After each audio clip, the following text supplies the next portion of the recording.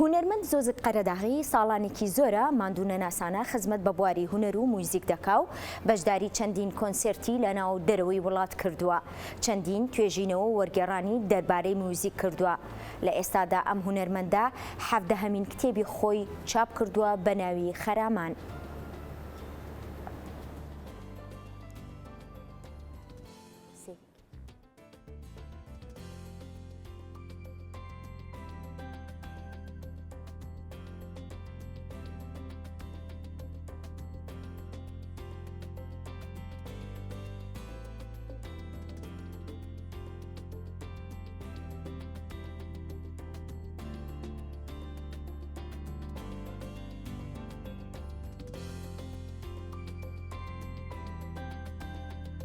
هونەرمەند زۆزک قەرەداغی لە گەڵمانویان و گفتوگۆی زیاترەکەین دەربارەی کتێبی خەرامان. کاک زۆزک سڵاو لێبێ بەخێر بێ. سڵاو لێوەش ئێوارەتان باش. زۆر سپاس دەکەم. خەرامان باز لە چ چەمکێکی موزیک دەکات؟ بەڵێ.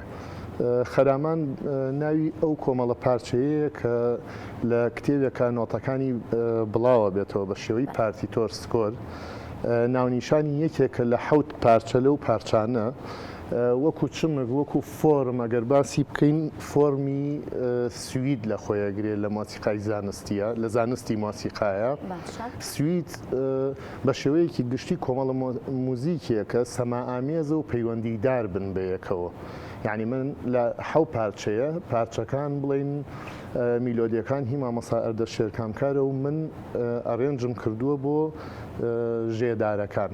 لە مۆسیقای کلاسیکە هەمیشە لە سەردەمە جیاوازەکانە مۆسیقای چوارینە بۆ کەمان ڤایۆلینێکی 1 و 2 ڤیۆلا و چەلۆیە. من لەم کارەیە هەوڵم ماوە لە جیاتی ڤایۆلینی 1 کەمانچە کە بە لای خۆمان پێڵن جۆزە ئەوەم کردووە بە کەمانی 1 زائیدەن کەمانی 2 ڤیۆلا چەلۆ، یعنی بەو فۆرمە نەکراوە ئەم کارانە. لە هەمووی گرنگتر ئەوەیە ئێمە بتوانین ناسنامەی نەتەوەیی بین بە موزیکەکانمان. یعنی ئەگەر وانە بێت تۆ هەر شتێکی سەدەکانی کلاسیک و ڕۆمانتیک دووبارەکەیتەوە. ئەم ناسنامەیە چۆنی دروست بووە لەم کارەیە. هەوڵم ما لە کۆی کۆمەڵێ بەرهەمی مامەسا ئەردەشێر 7 پارچە بژێرم کە بڵین پەیژە ڕۆژهەڵاتەکان لە خۆی بگرێ بە تایبەتی کوردی و ڕۆژهەڵاتی وەکو بەیات، سێگا، چوارگا لەگەڵ ڕیتمە شەرقیەکان کە بە تایبەتی لە موزیکی کوردیە هەیە وەکو گەڕیان 7 دە لەسەر 16 کە پێ ناساوە بە جۆرجینا لە گۆرانی کوردیش و نەتەوەکانی تریش زۆر بوونی هەیە و هەروەها تێکەڵکردنی گۆرانی فۆلکلۆری کوردی لەگەڵ ئاوازە سەرەکیەکە کە پێوتێ کاونتەر پۆیند یاخود پۆلیفۆنی دوو ئاواز زیاتر لە یەک کاتە. هونەرمەند ئەردەشێرکامکار لە گفتوگویەکیدا باز لە گرنگی ئەم کتێبە دەکات. پێم خۆشە ئەگەر هاوکاران یارمەتیمان بن گەلۆ گفتوگویە بگرین فەرموون.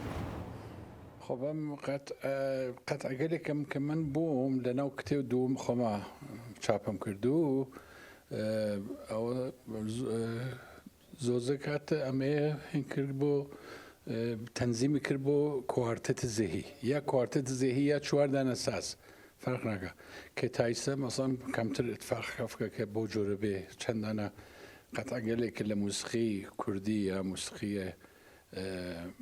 ئەملاو بێ کە تەنزیم کراوێ بۆ چواردانە ساز و بە سورەتە کوارتێت بێ.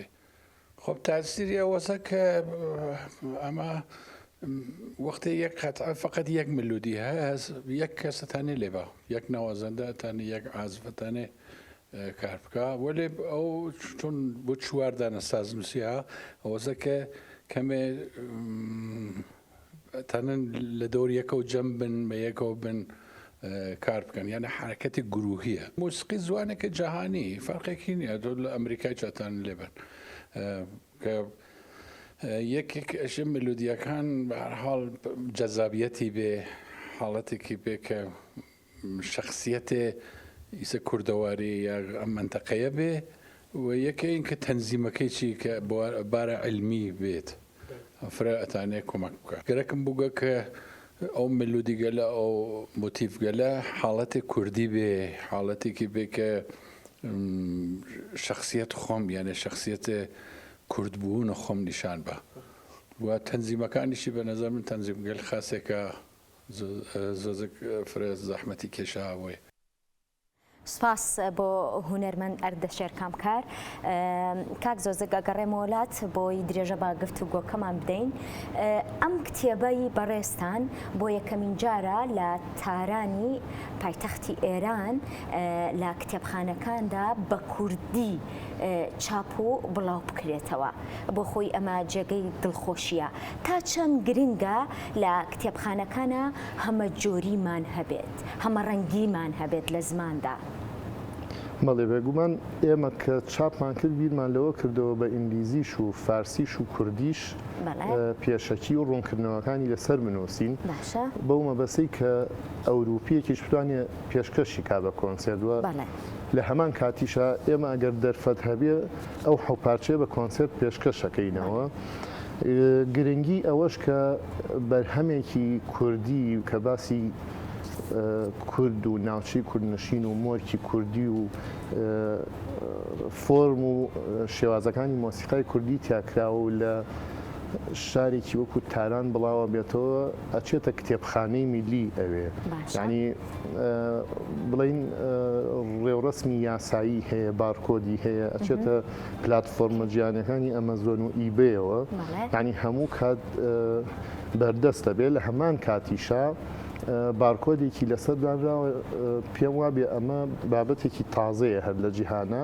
ئەو بارکۆدە ئەو کەسی کتێبەکە ئەکڕێ ئەتوانێت بە مۆبایلەکەی گوێی لە موزیکەکان بێت. کەسێکی کا بێت کتێبێکی کەی هەبێ بارکۆدەکەی بەکاربێنێت.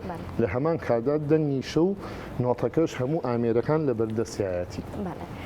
تا چەند گرنگە ئێمە کتێبەکانمان بەدەنگی بکرێن؟ بێگومان لەم سەردەمەیە کە سەردەمێکی چۆنەڵی مەجازیە و خێرا شتەکان گۆڕانکاریان بەسەرایەت ئەوە گرنگی خۆی هەیە. چونکە لەوانەیە کەسێک نۆتەیەک سەیرەکات چەند ڕۆژێکی بێت تا بزانێت فۆرم و شێوەی ئاوازەکەی چۆنە و ئەنەلایزی کات شیکاری بۆ بکات بۆی بزانێت ئەگەر بە دەنگ پێشکەش کرێت چۆنیە. بەڵام ئەگەر ڕاستەوخۆ ئەمە دەرسێکی جیهانیشە لە ئەکادیمیاکانە کە نۆتە و دەنگ بەیەکەوە فێرخوازی خوێندنی باڵا سەیری کاتوو لایەنەکانی ئەنەلایز دەستنیشانکە لەسەری و بۆ ئەوەی بتوانێت تەمرینی موزیکدانان بکات. تا چەند خوێندکارانی موزیک سوود لەم کتێبەی بەڕێستان وەردەگرن و تا چەند پێویستە سوودی لێ وەربگرن؟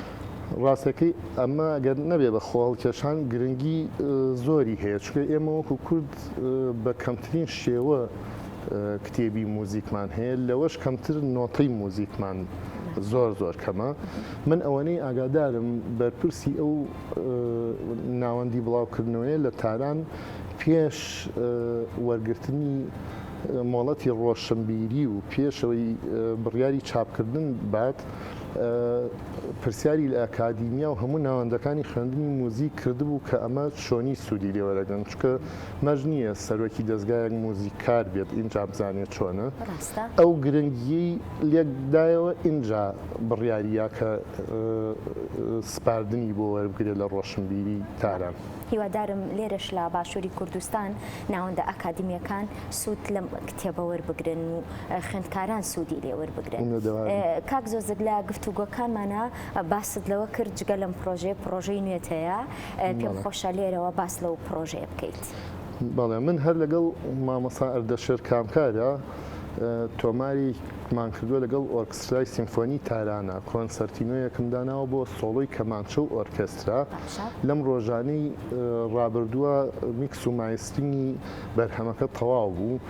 ڕاستەکەی زۆربەی ژەنیارە بەناوبانگەکانی ئێران لە فودارەکان و ژێدارەکان بەشدار بوون تایە. ئێستا لە بواری دیزایانی هێنایە کلیپێکی بڵین گرافیک دیزاین هەر لەوێ بەڕێز ئاغای مەستوری ناوە ئەو بەکارەکە هەڵەسێت. کاک زۆزک زۆر سپاس کە ئامادە بووی لەگەڵمانە هیوای سەرکەوتنە بۆ خوازین دووبارە سپاس سەرکەوتن بۆ ئێوەی ئازیزیش.